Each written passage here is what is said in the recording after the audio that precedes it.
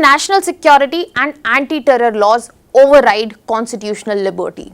Supreme Court says no. Supreme Court has said this no previously as well, but this time Supreme Court has clarified yet again and also pointed towards a judgment that was not in this very direction and has shown some reservation as well.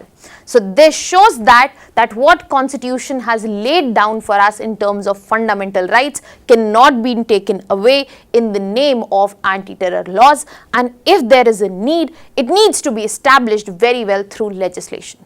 Hello everyone, welcome to Vajiram and Ravi's Flash News. My name is Shubhangi Singh, and in today's session we are going to discuss in detail that what exactly Supreme Court has reiterated, why is this reiteration so important, and what kind of reservation of previous Supreme Court judgment has been shown here.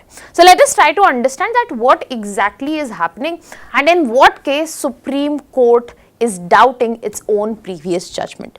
So when we are looking at this present judgment that we are talking about, where Supreme Court said that bail is the rule but jail is the exception, that has been given out by a bench which was comprising Justice B.V. Nagarathna and also Justice Ujjal Bhayan. Now these of two Supreme Court judges have made this observation, and this observation was made when the bail plea of Saeed Iftikhar Andrabi was being heard. Okay, what they have said in the observation, that bail should be given. In only exceptional cases, bail can be stopped.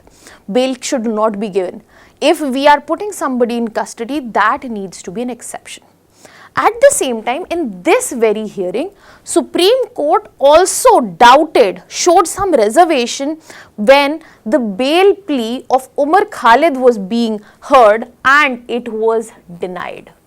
So this is what the reservation has been shown about, and this is what we are talking about when Umar Khalid's case for bail was being heard. This is where Supreme Court also talked about. Again, a different divisional bench talked about the same thing, that yes, bail is the rule, jail is exception. But yet, what we get to see, that bail was denied. That is why Supreme Court, while allowing the bail, they had to focus on this, and this focus was in special reference to UAPA cases. Now to understand this better, let us try to understand all the terms and concepts around it, starting with UAPA. So when we are talking about UAPA, it is basically Unlawful Activities Prevention Act, which was brought in 1967. It has been amended multiple times. Now the whole idea of this legislation is to bring a framework for addressing terror. So it is basically the master or principal anti-terror legislation that exists in our country, so as to prevent unlawful or terrorist activities, to ban terrorist organization or investigate terror financing or conspiracies. In this very context, we need to understand that as a legislation, this is not something extraordinary. What makes it stand out and SC points specifically towards it is the controversiality associated with it. The reason it is so controversial is the fact that when we are talking about UAPA specifically, we get to see very strict bail provisions, very long pre-trial detentions which are happening if somebody has been detained. The pre-trial detention is also long, and the trials also keep on getting delayed. Apart from that, the conviction rate has also been highlighted, that there is less than 1% of conviction rate.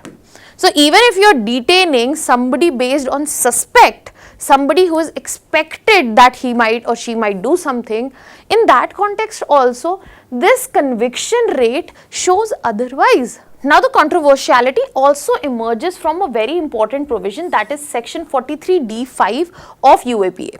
It says that the bail can be restricted if court finds a prima facie case against the accused, based on just understanding or based on just looking, not based on evidence.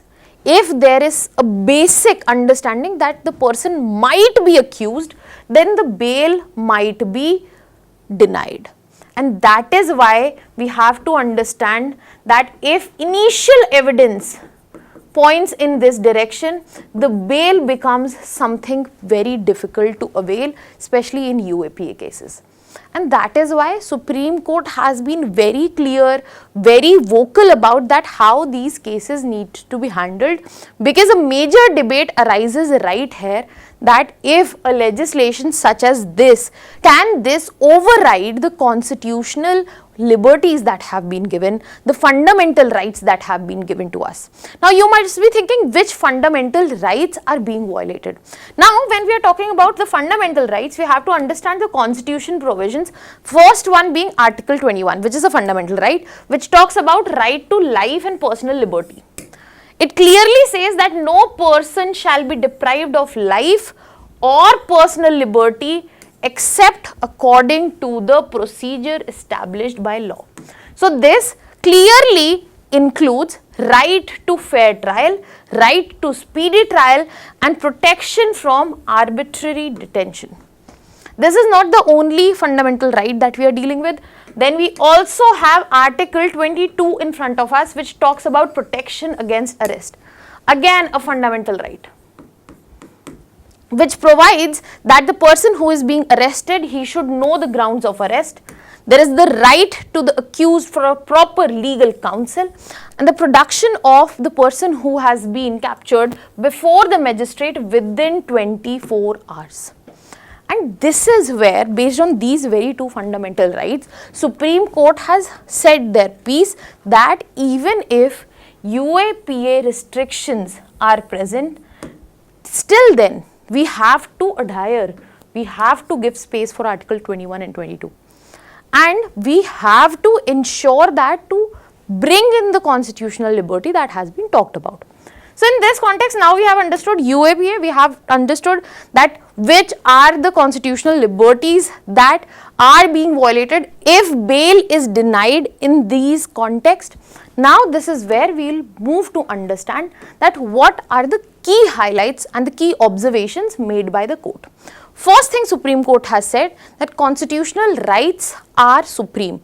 They will remain at the fulcrum. Personal liberty cannot be overridden by legislation in this particular context, UAPA. Second, long jail without trial is also problematic.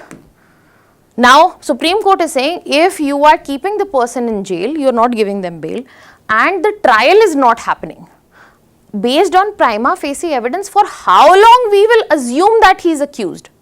He is innocent until proven guilty, and this is where we cannot go for indefinite incarceration, especially under Article 21. And to address this, we need to focus on speedy trial. If the trial is done without any delay, then this endless custody would not be required, and if the trial is going in the right direction, there will be some justification to it at least. And then Supreme Court has also highlighted that bail principles, in generality, bail is the rule, that bail should be given. That is the rule that is applicable for UAP as well. And this is where Supreme Court in this bail plea hearing highlighted their reservation, their doubt towards the previous judgment where the bail was not given to Umar Khalid and Sharjeel Imam. That means they are being restricted them. That means as of now they have been restricted for getting bail for more than a year as of now. So that means their constitutional liberties might be being compromised. That is what Supreme Court has pointed towards. At this point in discussion, I would also like to highlight a landmark judgment in this context which came in 2021, which is Union of India versus K.A. Najeeb, where this whole thing was actually established, where Supreme Court clearly said that constitutional courts can grant bail under UAPA if the trial is being excessively delayed and long incarceration is occurring. In both of these contexts, establishing what has been said by Supreme Court as of now. But this time Supreme Court is saying this was right, this was an important judgment, but this was excessively narrowed down to only two factors. Other scenarios, such as something as big as constitutional liberties, also need to be considered. And this discussion is absolutely of great essence. And when we are talking about constitutional liberties, especially in regards with such legislation, such discussions are very important, because this is where we will understand the scope and viability, and also how actually in reality fundamental rights are working.